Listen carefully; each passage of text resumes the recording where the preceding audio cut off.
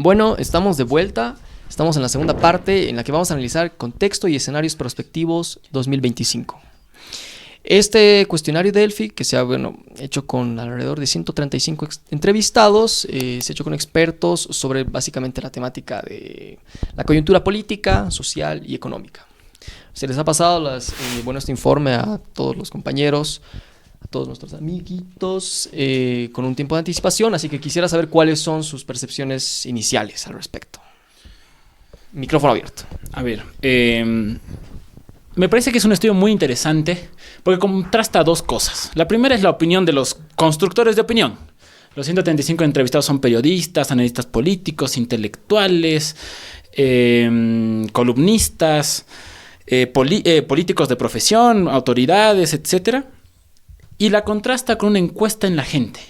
Entonces uno puede ir viendo ahí cosas que en la opinión pública se construyen de manera mucho más fuerte, pero que no necesariamente en la gente se presentan tan fuertes. O al revés, problemas que en la sociedad aparecen dentro de la encuesta que para los constructores de opinión no son temas importantes. Yo creo que es en ese sentido un estudio bastante... O sea, la presentación de esta comparación es muy importante porque nos permite a veces notar esta diferencia entre cómo ven el mundo o cómo ven el país los que hacen política sobre él, ya sea mediante medios de comunicación o desde el propio ejercicio de la política, y cómo la gente ve el país, sin ser política, sin ser autoridad, sin ser analista, sin ser periodista, ¿no? Creo que es esa la virtud de este estudio. Eso en ciencia política le llamamos agenda setting. Es un tipo de agenda donde la opinión pública tiene una agenda, unos temas en los que está interesado, todo el conglomerado político tiene otro y los medios tienen otro. En este caso es la agenda de los medios, ¿no? En cierto gran sentido, y el político. La gente aquí se excluye. Bueno, yo diría como mi primera impresión de que ha empeorado drásticamente la percepción y sobre todo la esperanza que se tiene en el país. Ya revisando los datos, les invito a revisar los datos de esta encuesta Delphi de la FES, la pueden encontrar en su página. Y le vamos a dejar cargado el link. Ok, súper. Mejor todavía en ese caso, si van haciendo una breve revisión van a encontrar de que hay algunos apartados, unos datos donde esta masa de personas entrevistadas no tiene esperanza sobre el país, no tiene ni siquiera la certidumbre de lo que va a ocurrir mañana. Entonces eso es pues peligroso, ¿no? Yo recuerdo una frase que se le atribuye a Gramsci, aunque tiene unas connotaciones, donde te dice que cuando lo viejo tarda en morir y lo nuevo tarda en aparecer, es que se generan los monstruos, ¿no? La frase no es tal cual de Gramsci, hay que leer los cuadernos de la cárcel, es en realidad diferente, pero es el punto, digamos, ¿no? De lo que Gramsci nos trataba de decir. Entonces, ese comentario lo compro total cuando yo estoy exactamente en la misma posición. Bueno, entonces, en resumen, el detalle es ese, ¿no? De que no hay certidumbre, los opinadores no están viendo eso, pero quiero aclarar un punto clave. Hay una correlación entre la opinión pública y la opinión de estas personas entrevistadas. Lo pueden ver en los datos. Hay una correlación, hay una conexión entre estas personas y lo que es la gran masa social, ¿no? Entonces, yo creo que se puede extrapolar estos datos y decir también, en cierto sentido, no se lo tomen tan específico, de que la gente también está pensando los mismos temas. Buenísimo, yo, la verdad, en un contexto de polarización en el que estamos, definitivamente en todos lados, en el MAS están divididos, en la oposición están divididos, el país está dividido a nivel regional. Tantos espectros, digamos, de polarización que existen, me llama la atención un dato en específico que me genera de alguna manera esperanza. Y yo sé que hay mucha gente ahorita que dice, no, estos zurdos malditos, no, estos liberfachos, bla, bla, bla.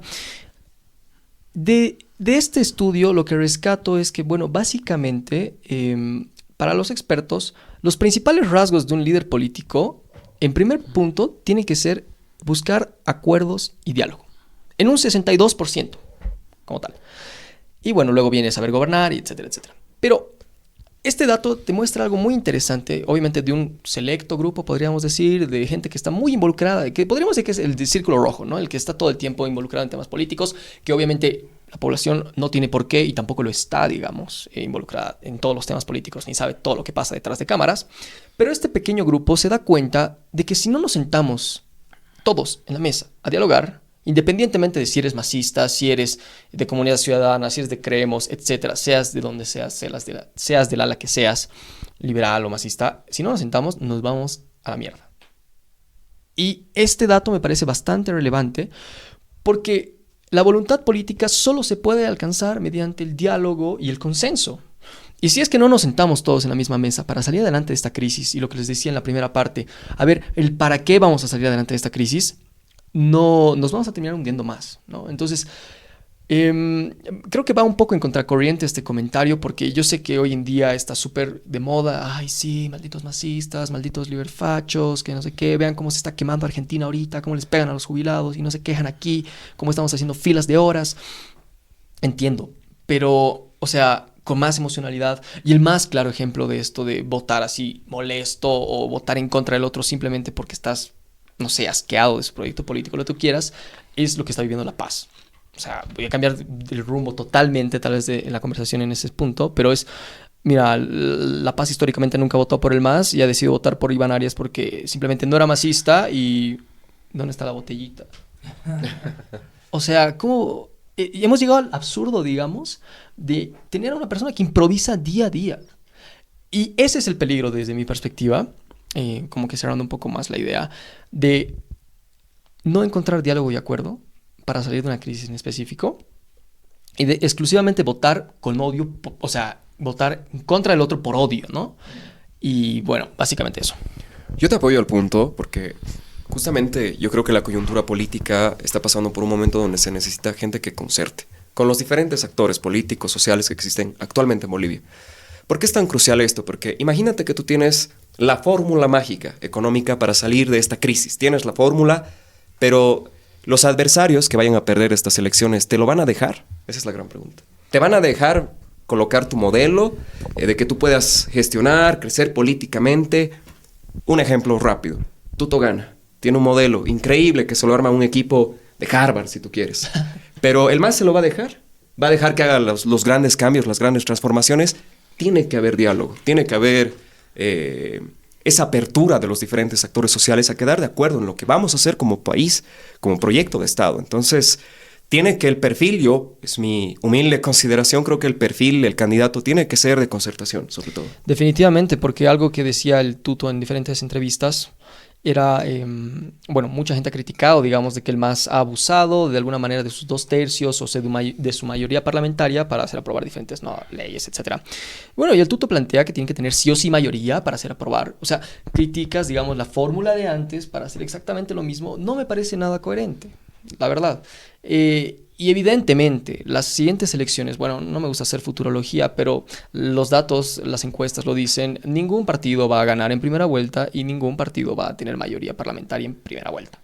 Entonces, los diálogos, el consenso son necesarios. Y no solo de los actores políticos. Los actores políticos deberían tener la capacidad de comunicacionalmente transmitir eso, digamos, a la población como tal, ¿no? Porque ahí vemos algunos diputados, senadores así, tirando beef al otro, que no hace nada productivo. Lo del Cuellar, este último, ¿no? ¿Qué hizo Cuellar? El Héctor Arce. No, de Héctor Arce, perdón. No, pero eran los dos. Pues, pero sí, eso es payasada, viejo. O sea... Es que es un reflejo de lo que está pasando en la política. A mí me gustaría voltear la hipótesis que planteaba David, ¿no? Porque David decía, si Tuto es presidente, el MAS lo va a dejar gobernar. Y yo me voy a hacer la pregunta inversa. Si el MAS fuera gobierno, ¿la oposición lo dejaría gobernar? Y es ahí donde quizás hay mucho analista que quizás se ha llenado como la boca de esta idea de que los outsiders pueden surgir en estas elecciones en Bolivia, y tenemos como 1000 ensayos de Javier Milei.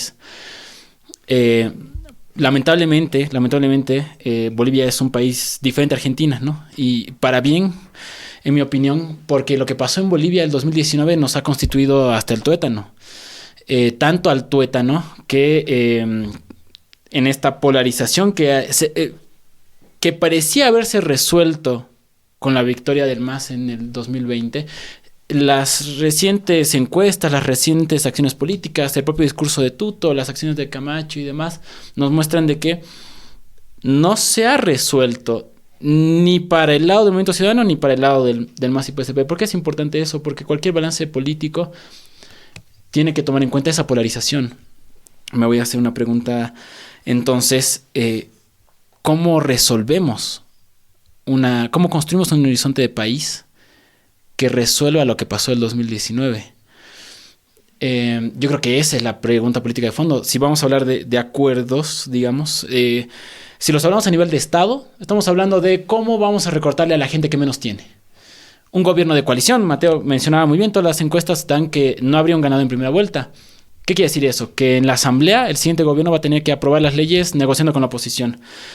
Y normalmente los gobiernos de coalición, veamos Alberto, veamos Boric, veamos hasta donde pudo Pedro Castillo, si ustedes quieren ahorita Dina Boluarte, son gobiernos que ajustan al de abajo porque las élites políticas tienen mucho más poder y las élites económicas tienen más poder que esas élites políticas. Es más difícil ajustarle al que más tiene.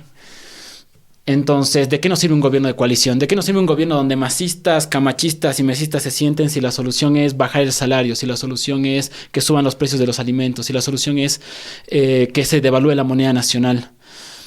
Para eso necesitamos un acuerdo, para eso necesitamos nomás que la oposición administre el gobierno, ¿no? No importa si lo hace con el MAS o sin el MAS, va a hacer exactamente esa receta: aumento de la pobreza, aumento de la desigualdad, caída de los salarios.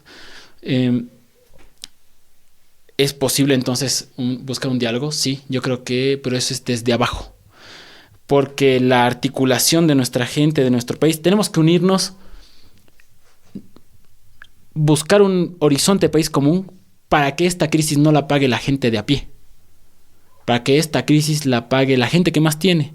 Y será injusto y habrá gente que diga, liberal, que diga, no, pero es que cómo le vas a quitar al pobre millonario que tiene sus fondos en paraísos fiscales en Panamá, en Uruguay. Dices, si tiene plata en sus paraísos fiscales, ¿por qué no la reinvierte en este país? Si nuestra burguesía fue una burguesía nacional, otro sería el debate. Si lo que le interesara a la agroindustria cruceña sería invertir en el país en el que ellos han nacido y del que ellos comen, otro sería el debate. No tendríamos escasez de dólares. Otra sería la balanza comercial de este país. Tenemos un Estado que intenta dar las mejores condiciones de vida a esta gente y una élite que en cuanto tiene 2 pesos que le sobran, los lleva a cualquier paraíso fiscal donde pueda tener un poquito más de plata porque le interesa es la inmediatez de la ganancia. No le interesa la visión del país, no le interesa ver a largo plazo. No es una élite comprometida con el país, pero es la que más gana. Será injusto, pero más injusto es que la gente pase hambre, digamos, ¿no? Para mí es más injusto lo que siempre le ha tocado a este país, que hay crisis y nunca hay una incautación, nunca hay un aumento a los impuestos a las grandes ganancias, nunca hay un aumento a los impuestos a las exportaciones. Siempre, ¿a quién es? Al microproductor, al campesino, al obrero, a las empleadas. Ellos son los que pagan las crisis. ¿Es justo? No, yo me pregunto que yo creo que no. Y creo que por eso la salida es articulación colectiva, sí, pero desde abajo hacia arriba, no de los doctorcitos de la política. Yo entiendo lo que dices, pero volviendo, digamos, a una situación real, esa solución pro deshacernos de la pobreza es el sueño de todos, creo, incluso de los millonarios y demás. Creo que hay intereses que no dependen tanto de Bolivia para sacar los dólares de acá como rendimientos, tú bien lo has dicho, está bien, pero así se mueve el mundo. Pero volviendo otra vez a Bolivia, ¿cómo haces con un parlamento dividido para encontrar este tipo de soluciones que al final acaben beneficiando a la mayoría, ¿no? O sea, el diálogo y la pregunta que hacías con esa es más que me quedo, o sea, si llega el MAS, si llega la oposición, el otro lo deja gobernar, o quiénes tienen que hablar. Dices las bases, pero yo creo a veces que las bases están más polarizadas, o los de abajo, digamos, como los decías, están a veces más polarizados que los propios políticos, ¿no? Que al final siguen las tendencias de las propias bases, porque al final necesitan ese apoyo, y eso es lo que al final les da la fuerza. Entonces, ¿quiénes son los actores principales que tienen que impulsar el diálogo? Medios de comunicación yo no creo, digamos, porque son unos amarillistas, a mí nunca me han gustado, por lo menos los tradicionales. Yo creo que lo que estamos haciendo aquí en realidad es promover ese diálogo sano entre diferentes posturas. Pero ¿quiénes más están de acuerdo en hacer eso, no? O sea, el tuto propiamente no quiere verlos a los masistas, aunque acepte que van a existir. Y por el otro lado, los masistas también han demostrado un profundo odio en algunas acciones a partir de el inicio de su gobierno hasta el final de su gobierno y últimamente en este gobierno de Luis Arce. Entonces, ¿qué queda? Yo cambio un poquito la pregunta, ¿no? En vez de si es justo, ¿qué queda? ¿Quién tiene que impulsar la unidad y el diálogo? De forma súper breve, no quisiera pasar por alto este detalle. Mencionaba, ¿no?, si es un tema justo, sí o no. Pero creo que ahí hay un debate filosófico de fondo. Es un debate axiológico, es un debate... La axiología estudia la teoría de los valores. ¿Qué valor es más importante? ¿La libertad o la igualdad? ¿O todos realmente tenemos que ser iguales en determinadas condiciones materiales y simbólicas, que es la parte, digamos, más colectivo, imaginario que existe en la realidad? ¿O debemos tener la libertad para tomar las diferentes acciones? Si es más importante la libertad que la igualdad, entonces creo que no hay un problema con los empresarios que no coloquen sus dólares en el país. Tienen la libertad de hacerlo y más, es una señal de que hay un marco jurídico que a ti te garantiza de que tú puedes ejercer tu libertad. Eso puede ser fuertemente golpeador, simbólicamente, una señal al resto de los países de que tú vas a hacer bien las cosas si en este país hay inversión extranjera. Entonces yo revierto, ¿no?, ese tema un poco, pero es un debate teórico, no es un debate filosófico que se tiene que dar, que a veces yo reconozco esto en algunas personas más de carácter de izquierda, quieren huir un poco los debates porque ni siquiera el debate materialista e idealista ha sido solucionado. Ni siquiera ese debate está solucionado.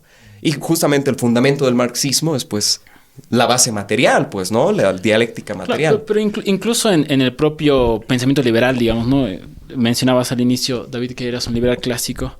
En el propio debate de Rousseau respecto al tema de la propiedad, Rousseau decía, sí, la propiedad es la base de la libertad humana y es la base de los derechos y de la condición de ciudadano.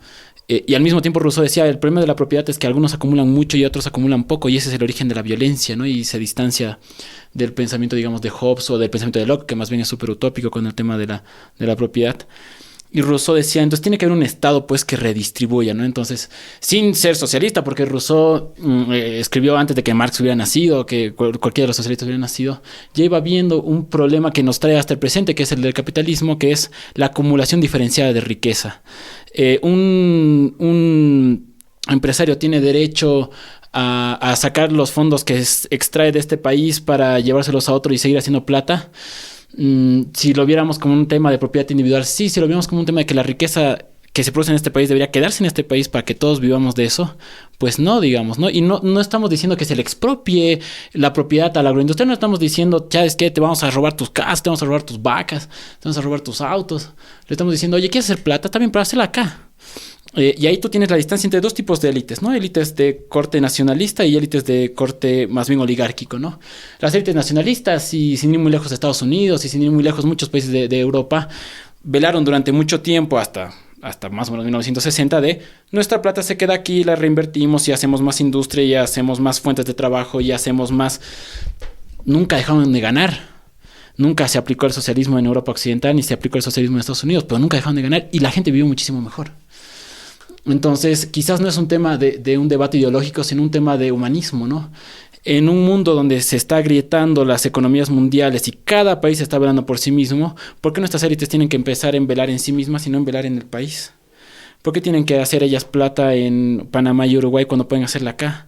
¿Por qué no pueden esa misma plata que la tienen en bancos haciendo tasas de interés de 6-7%, por qué no las traen aquí y con eso reactivamos la economía? No lo puedes obligar, coincido contigo, pero nos muestra el tipo de élite que se construye en este país históricamente. Una élite que aborrece su sociedad, aborrece su economía y lo que le interesa es hacer plata y sacarla afuera. Y gran parte de los problemas del país quizás radican en eso, en que es la gente de a pie la que busca por construir un horizonte donde todos vivamos mejor, incluyendo los empresarios. Y los empresarios son los primeros en decir, no nos interesa que nos hacer plata y sacarla afuera. Entiendo lo que dices. Sin embargo, vuelvo a lo que decía, ¿no? O sea, hoy día, aparte del debate teórico, existen mercados de capitales muchos más grandes que los bolivianos. Bolivia es un pésimo lugar donde tener dinero porque se deprecia rápidamente, más que nada si es en moneda nacional, y si vives acá tienes que tenerlo en moneda nacional nomás, pues entonces es una licuadora de plata, si quieres verlo así. Entonces no es rentable.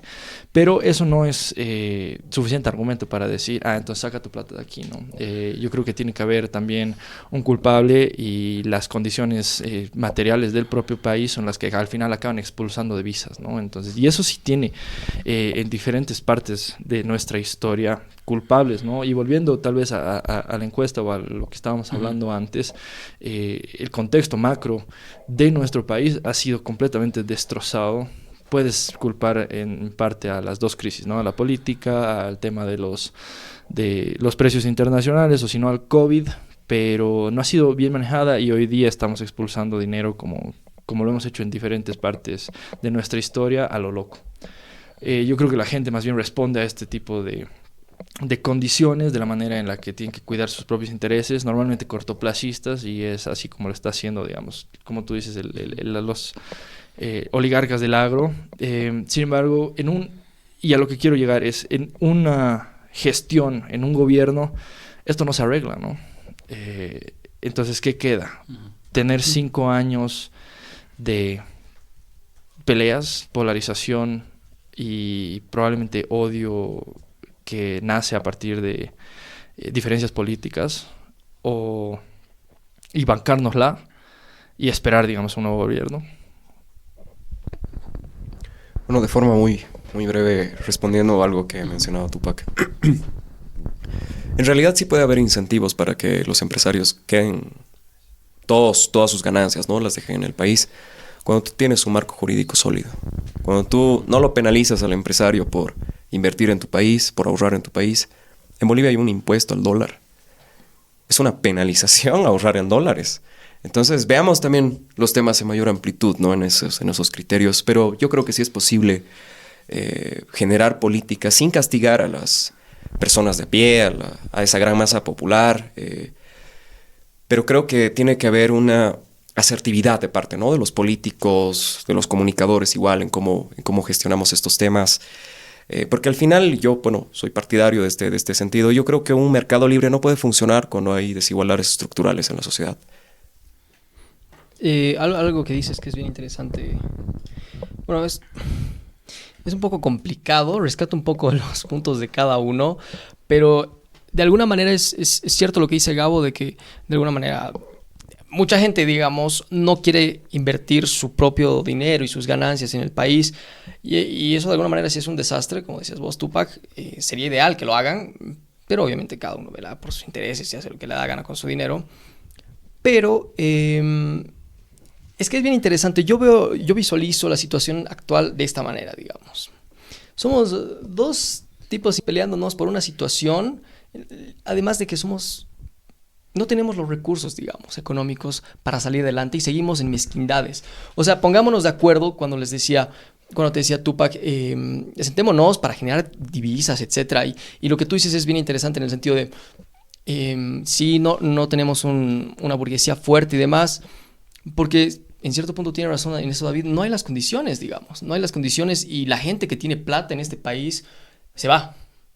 Y eso lo podemos ver en nuestros amigos, que no es gente que son empresarios ni nada por el estilo, es pequeño capital, digamos, de gente que trata de generar recursos, trata de trabajar acá. No solo somos una licuadora, digamos, de dinero, somos una licuadora de migración, digamos. Yo me acuerdo, yo hablaba ayer con un amigo de Potosí, que él vive cerca de Colchacá, en el municipio de Colchacá, y me cuenta que día a día, o sea, a comparación de los últimos 20 años, en la actualidad se está yendo muchísima gente del norte de Potosí, e históricamente mucha gente del norte de Potosí, de Oruro, de Tarija, ha migrado a Argentina. Y bueno, ahora tal vez lo estoy mezclando un poquito todo, pero yo me acuerdo que leía un artículo hace tiempo de Diego Ayo que decía, ¿por qué Bolivia es el único país que no crece demográficamente, digamos? Y es bien interesante que en realidad expulsamos gente. Y la gente que va afuera generalmente triunfa y trata de inyectar dólares al país, ¿no? Pero en la actualidad es mucho más complicado por las restricciones económicas y por la crisis en la que estamos. Entonces, un poquito más para sintetizar de alguna manera las ideas. ¿Cómo salimos de esta crisis? si no tenemos dólares y necesitamos inversión extranjera, porque es la única manera en la cual podemos salir de esta crisis. O sea, el gas ya no lo podemos producir, ya no lo podemos explotar, se ha acabado. Si queremos buscar más, va a tardar entre 6 y 7 años. La industrialización del litio exactamente lo mismo. ¿Cómo lo hacemos? Y creo que no hay otra opción. Y es importante no penalizar de alguna manera, no criminalizar de alguna manera, ¿no? La inversión extranjera, porque eso es lo que está diferenciando a países, incluso Paraguay, digamos, ¿no? Que con todos los matices que tiene, está capitalizando muchísimo más la inversión extranjera de lo que podríamos hacerlo nosotros. Yo personalmente pienso, perdón, voy a ser concreto, de que creo que no hay un país que se pueda desarrollar hoy en este mundo globalizado sin inversión extranjera. Es muy difícil, o sea, solo veamos los casos. China tiene inversión extranjera, tiene un montón de inversión extranjera. China ha crecido gracias a la inversión extranjera porque muchas industrias de Europa y Estados Unidos han mudado toda su industria a China para producirla ahí porque era más barato, por temas de los trabajadores iguales, etcétera, etcétera. Trabajadores en condiciones súper precarias. Claro, pero han aprovechado la situación, ¿no? Entonces, tiene que existir inversión extranjera, pero lo elemental, y volviendo justamente a esta encuesta de la FES, es de que por lo menos una gran parte está muy de acuerdo de que no hay confianza en las instituciones. ¿Cómo vamos a captar esos dólares del exterior si tenemos unas instituciones destruidas? Es que la confianza en las instituciones lo son todo en la inversión extranjera. Tú quieres invertir en Bolivia, quieres, no sé, hacer una fábrica de vehículos, pero ¿y mi seguridad jurídica? ¿Realmente el Estado me dejará o me meterá muchos peros? ¿O después por ahí me expropia? O no sé, o sea, quedan un montón de temas en el aire, ¿no? Entonces, yo creo que es una señal muy alarmante de que las instituciones estén muy desprestigiadas. La policía, lo que es el órgano electoral, el órgano judicial, la justicia en especial en este país. El MAS no ha sabido gestionar la justicia. Eso es una realidad. Porque estamos aquí por el MAS. O sea, podemos ver otros logros del MAS, por supuesto. No es que el MAS tiene todo malo, digamos. Tiene bastantes logros muy interesantes. Pero en el tema de justicia, sí, evidentemente, hay un trabajo muy grande por hacer. Creo que ese es el primer punto, pero cambiar las instituciones. Y cambiar las instituciones a veces no es una cuestión de dinero, ¿no? Es una cuestión de planificación, organización, de saber gestionar políticas públicas para hacer estos cambios. Yo quisiera complementar ahí brevemente. Justamente uno de los datos que me había anotado era el tema de la justicia. Por ejemplo, el órgano judicial, la confianza muy baja es del 80%. Y la confianza baja es del 19%. 19 más 80... 99% de la población, bueno, no de la población, de estos expertos considera que nuestra justicia es casi nula confianza. Entonces, si no confiamos, digamos, en nuestra normativa, en la gente que puede garantizar de alguna manera, digamos, que haya reglas, algunas, no sé, normativas en este país, es tierra de nadie. Voy a tirar un dato así, solamente porque estamos hablando de justicia, y es para ver que no es solo de un lado, ¿no? O sea, no es solo inversión extranjera, abrirnos al mundo, reducir Estado, que no sé qué. El tema de la justicia es interesante porque, si bien está mal estructurada, es un tema de también ausencia de la propia justicia, ausencia estatal a nivel nacional. 40% de Bolivia, de los diferentes municipios, solamente tienen justicia como tal, brazos institucionales como Defensoría de la Niñez, y 37% tiene realmente fiscales o oficinas departamentales o municipales, de estos entes. Súper concreto. Justamente la justicia y esa falta de justicia es la que penaliza a los que menos recursos tienen. Porque con esta justicia que está bastante corrompida, ¿ustedes creen que las personas de pie, uno es un comerciante tranquilo, tiene el dinero para pagar a un juez en un caso civil o penal? Entonces yo planteo la pregunta, ¿el MAS ha visto esto de que la justicia penalizaba, mejor dicho, la injusticia penalizaba justamente a los que menos tienen? Mi respuesta, yo creo que el MAS intentó hacer algo que tiene sus avances, también tiene sus límites, y obviamente se ha ido deteriorando en los últimos años el intento de que la justicia vaya a ser representada por gente votada por el pueblo. Y que eso yo creo que es un gran logro. Yo creo que es por eso que también países como México se están animando a tener una reforma judicial a partir de la elección popular por parte de los jueces y ya no el cuoteo de la Asamblea Legislativa. ¿Eso resuelve el problema de la justicia? Coincidiría con David en que no lo resuelve. Es un avance, pero son cosas que quedan pendientes. Me preocupa que que en todo el debate hemos estado viendo más o menos lo mismo, ¿no? Lo político y lo económico están correlacionados. La crisis económica está correlacionada con la crisis política. Lo mismo aparece en el estudio y por eso invito a la gente a verlo. Uno puede ver cómo existe una correlación entre hay un problema en lo político y eso trastoca lo económico y esto económico refuerza esto de lo político, ¿no? Es como se va retroalimentando. Pero si nuestra salida es la justicia, quizás no estamos terminando de masticar esto que hemos observado, ¿no? Este tema de que lo político y lo económico están en crisis. ¿Y por qué me parece importante centrar en esto? Lo de la justicia se tiene que reformar completamente. ¿Es lo central para resolver lo político y lo económico? Yo diría que no. Es una de las tareas pendientes, pero no sé si es lo central. En este debate político de lo político y lo económico se ha planteado una falsa dicotomía, ¿no? O el Estado controla todo, ¿no? Pues si esto es, no sé, pues Camboya, digamos, ¿no? O lo privado controla todo, ¿no? La apuesta de Milei, ¿no? Y parecía como para mí es un falso debate, porque el modelo chino demuestra justamente que la solución es la mixtura, la complementación de ambos proyectos. Capitales extranjeros, sí, pero sin perder soberanía estatal. Procesos de industrialización, sí. El Estado no controla todas las empresas, son mixtas, las administra una parte del privado, una parte del público. De ahí salen toda la industria china que se ha ido comiendo Estados Unidos y Europa en los últimos 20 años, nace de ese modelo mixto. ¿Acompañado de qué? De redistribución de la riqueza. Cuando se abren los mercados en China, más del 60% de la población china vivía en la pobreza. Actualmente es menos del 30%.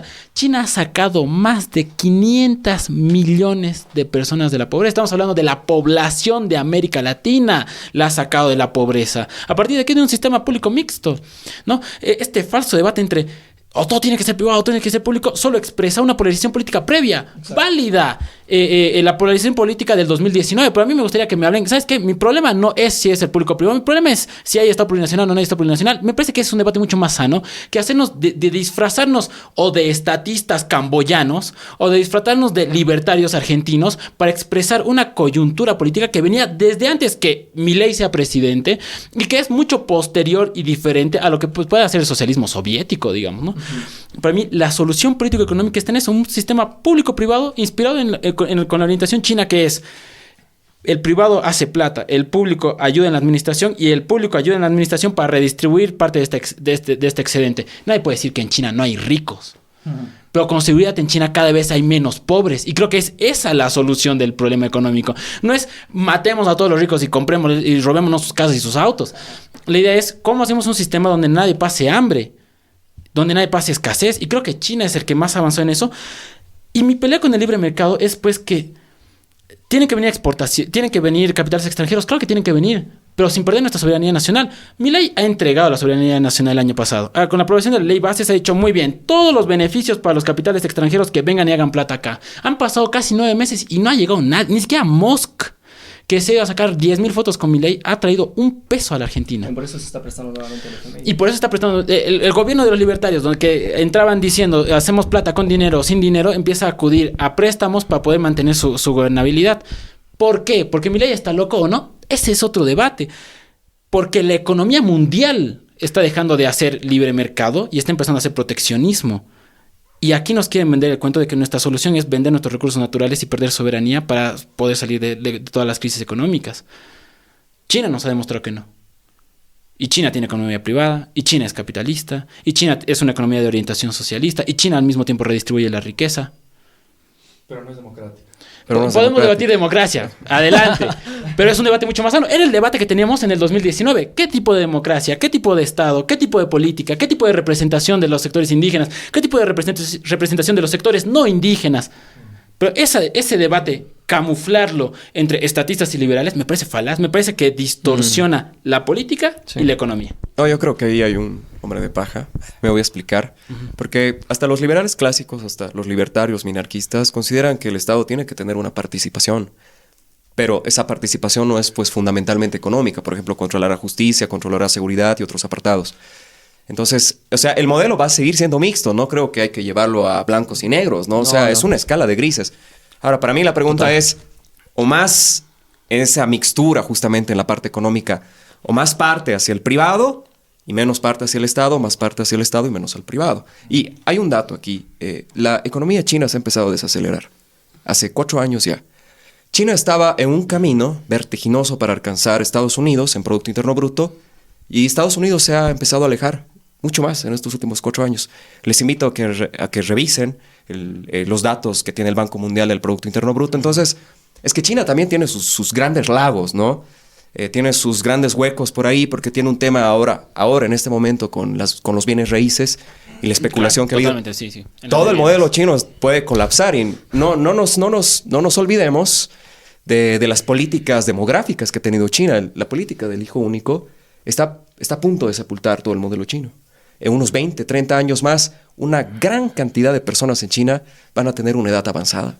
¿Qué vamos a hacer con eso, no? Bueno, ¿qué van a hacer ellos? Entonces, hay que ver las cosas en sus matices, ¿no? A veces yo por lo menos no soy muy partidario de sumarme a una corriente teórica en su modo más ideologizado. Exacto. Creo que hay que ver la investigación, sobre todo la investigación social. Pragmatismo. Claro, hay que ver también esos elementos, ¿no? Aunque la ideología es un componente que no se puede escapar tan fácil de la investigación social, eso es muy cierto.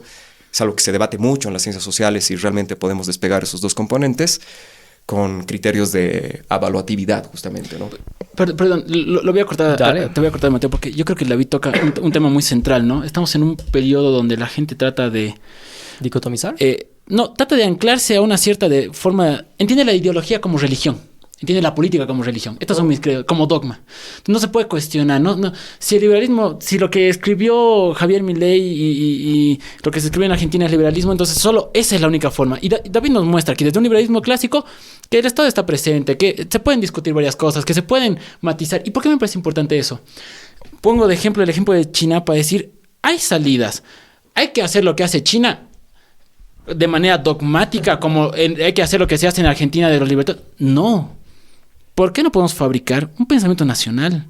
Un pensamiento nacional adecuado a nuestras contradicciones. China no es Bolivia. Y Argentina tampoco, o sea, ¿no? Entonces, a mí, yo siento que estamos en una época en la que la ideología la ideología política se vuelve la religión a la que me aferro para tratar de entender por qué no entiendo este mundo. La encuesta tiene un dato muy importante, que es el gran arco político no sabe qué va a pasar en este país. No sabe si el Lucho va a acabar su gestión, no sabe si va a haber elecciones, no sabe quién va a ganar. Y entonces, ¿qué hacemos? Nos aferramos a un conjunto de principios y valores de una ideología, y asumimos que esa es una verdad tácita y que solo eso puede funcionar. Y yo creo que más bien lo que hay que hacer, lo opuesto, es crear alternativas, es crear una forma diferente de entender el país. Lamentablemente, creo que los dirigentes políticos no están viendo eso, pero los jóvenes sí. Y yo creo que lo estamos viendo porque justamente ya hemos pasado nuestras épocas de polarización, ya sabemos lo que es estar a punto de morir en un combate, de ver a un compañero ser herido, de estar preso, de ser reprimido, y decimos, creemos una solución conjunta como país.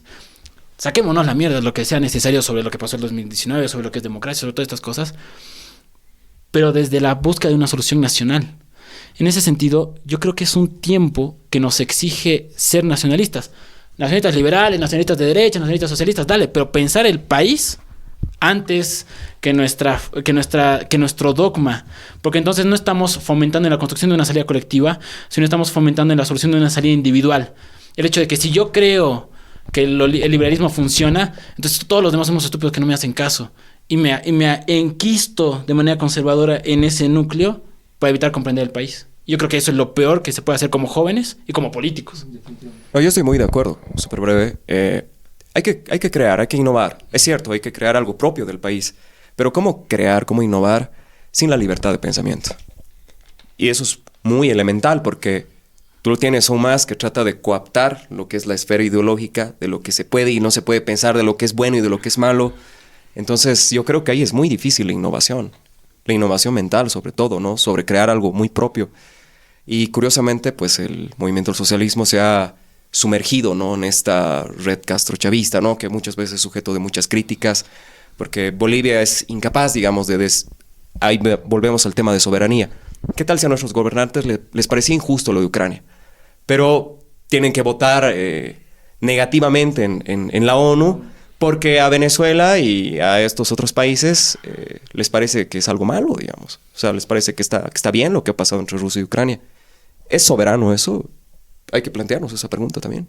Claro, yo creo que además de eso, el pensamiento nacional y todo lo que hemos estado hablando, que el debate dicotómico con todos los matices que trae es parte, digamos, de también un pensamiento nacional, de un debate sobre la democracia, un debate sobre el Estado plurinacional o no, o república, digamos, y que todo está conectado. No creo que sean partes, porque al final las diferentes relaciones, digamos, económicas, políticas o sociales acaban reflejando tal vez pasados que no queremos volver a vivir, o si no presentes que queremos mejorar, ¿no?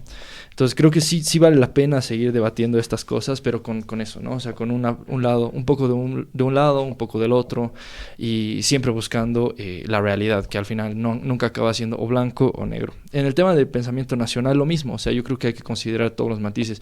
Hablas del MAS, me parece que es fenomenal considerar todo lo malo, y todo también, algunas de las cosas buenas, yo creo que son menos en este último tiempo, pero también hay que considerar la parte histórica, ¿no? Y pensamiento nacional, ya volviendo y con esto cerrando, lo que yo voy a decir es, volviendo al tema de 2025, 2030, ¿será que en 5 años podemos armar un pensamiento nacional a partir del diálogo, o va a ser en realidad un pensamiento nacional que dure poco nuevamente, unos 20 años de nuevo, y que se base en relaciones de dominación, como ha sido el MAS, como ha sido desde el 85, la época neoliberal, y antes se ha podido repetir, ¿no? Entonces vuelvo a lo mismo, ¿no? ¿Cómo construimos a partir de la polarización que estamos viviendo? Tal vez respondiendo de manera directa, y creo que este dato es súper importante de este informe, que va cerrando, digamos, la idea que había planteado al inicio de la polarización, es que el país está polarizado, pero podemos resolver nuestras diferencias de manera pacífica. Que a mí me parece la manera más pacífica y civilizada, o pacífica, civilizado es un término muy despectivo. Pacífico es a través del diálogo y del consenso. ¿Y cuál es el porcentaje? El 73% de la gente que está en este círculo rojo cree que se lo puede hacer. Y sí, y concuerdo completamente con David y con Tupac en que llegan al punto, y me parece espectacular, de que no hay que llegar a esos debates ideologizados de ¿qué? ¿Cómo? O sea, Samuel es del Internacional Socialista, es un socialista zurdo, no sé qué. Esos debates ideologizados son pírricos, te lastima, digamos, no sé. Al colectivo imaginario. Ajá, o sea, necesitas un debate sobre cosas de qué se puede hacer hacia adelante en el país. Y creo que realmente este espacio, de alguna manera, sí genera estas pequeñas luces, digamos. Al fin y al cabo, el bono demográfico nos da la ventaja, de alguna manera, de que realmente sí es un pequeño espacio, pero podemos aportar de alguna manera, ¿no? Sería buenísimo, a mí me encantaría, digamos, que podamos tenerlo aquí, no sé, a Tuto Quiroga, a Samuel Lore Medina, a Andrónico Rodríguez, a Luis Arce, y todas estas perspectivas que nos las responda, porque evidentemente somos jóvenes, sí estudiamos, pero no tenemos la experiencia del Estado, no tenemos la experiencia política que ellos probablemente tienen. Entonces, obviamente lo hacemos desde nuestro imaginario, ¿no? Pero bueno, básicamente ese sería como ya una breve conclusión del debate. Tengo una pequeña pregunta para todos, así bastante breve. En este momento, ¿qué es lo que más les preocupa? A mí lo que más me preocupa es la esperanza. La parte motivacional, lo que tú creas que va a ser el país importa mucho, si me estás escuchando. Entonces yo hago una invitación seria, porque este espacio de hecho me parece esperanzador, justamente porque podemos colocar en contraposición diferentes posturas, ¿no? Y tratar de generar algo ahí que nos permita vislumbrar un futuro adecuado, por lo menos, ¿no? Para Bolivia. Entonces ese es el tema que más me preocupa, que Bolivia perdió la esperanza. Y de eso se trata, ¿no? De no perder la esperanza, justamente, de que este país puede ser mejor. Voy a retomar lo mismo que dice David. Me preocupa la incertidumbre, me preocupa la angustia, me preocupa el miedo. Hemos atravesado situaciones terribles en este país. Sin ir muy lejos, el año 2020 no solo hubo una crisis económica tremenda, sino que también una crisis sanitaria. Y aprendimos algo. Creo que lo que aprendimos es que la solución es colectiva. Lo que me preocupa ahora es que elijamos la acción individual, el sálvese quien pueda. Porque en el sálvese quien pueda todos pierden. Todos pierden porque es a todos a quien nos carga la crisis económica. En ese sentido, quisiera llamar un mensaje de esperanza, como decía David, a la organización colectiva, a la movilización. A todos nos afecta el aumento de los precios de los alimentos, a todos nos afecta la escasez de combustible. organicémonos, movilicémonos. La certeza de que vienen días mejores es la movilización y la articulación del día de hoy. Eso lo hemos aprendido a las buenas y a las malas. Y yo creo que es por eso que ahora más que nunca hay que estar organizados, hay que estar movilizados y hay que pelear por nuestro futuro, por lo que se viene en este país. Porque estos políticos en 20 años podrán estar, algunos cobrando su jubilación, algunos quizás ya no estén con nosotros, pero considero a los jóvenes vamos a seguir acá. Y nos merecemos la posibilidad de construir un país tan o más digno que aquel en el que hemos crecido. Sí, yo creo que antes que estos desesperanza y demás, la incertidumbre me preocupa harto. Creo que a partir de la incertidumbre acabamos retornando a bases y dogmas. Entonces, y eso nos separa, y eso nos vuelve violentos, y eso nos acaba llevando a los extremos, que creo que es peligroso. Entonces, esta incertidumbre causada obviamente por la crisis económica, política, social, en un momento la sanitaria, como dice el COVID y demás, creo que han afectado mucho el nivel de certeza que tenemos sobre lo que vamos a acabar haciendo, ya sea nosotros changos, digamos, universidad, algunos serán colegio, trabajo, primer trabajo, vivienda. Creo que es complicado y no saber qué va a pasar nos deja realmente, nos hace aferrarnos a lo que creemos, a lo que siempre le hemos tenido fe, y a veces eso es peligroso. A mí me preocupa mucho cómo la juventud está asumiendo estos discursos de odio que básicamente polarizan mucho más la situación y hacen mucho más conflictivo el diálogo y casi insostenible. Creo que realmente se requieren muchos más espacios en los cuales nos podamos sentar, discutir ideas, pero pasar del plano de las ideas a las personas es otra cosa, y creo que se está confundiendo eso, no solo en el nivel político partidario, sino también en la sociedad civil, ¿no? Ver al otro como, no sé, como una subespecie. Yo veo comentarios en Facebook, en Twitter, es bárbaro. ¿Cómo construyes país viendo al otro así? ¿No? De un lado y del otro. Entonces, eso es lo que más me preocupa. Me preocupa que mucha gente también está perdiendo la esperanza y en realidad me preocupa mucho que muchos jóvenes están yendo, ¿no? Eso es lo que más me preocupa. Que al fin y al cabo nosotros somos los que nos vamos a hacer cargo de esta crisis y los que vamos a sacarnos de esta crisis. Entonces, no esperemos a tener 35 años. Si es que podemos hacerlo ahora, desde un pequeño granito de arena, desde el espacio que sea, hagámoslo. Pero siempre teniendo como consigna el diálogo y el consenso, porque con más odio no se llega a ningún lado. Este episodio es traído a ti por Presente Bolivia, un proyecto social liderado por jóvenes, con la misión de brindar espacios de diálogo y opinión que empoderen a la juventud boliviana en los ámbitos social, político y cultural, con la finalidad de construir una Bolivia próspera. Somos un medio completamente independiente que apunta a la imparcialidad, el apartidismo y acercarnos lo más posible a la verdad. Gracias por quedarte hasta el final y no dejes de escuchar.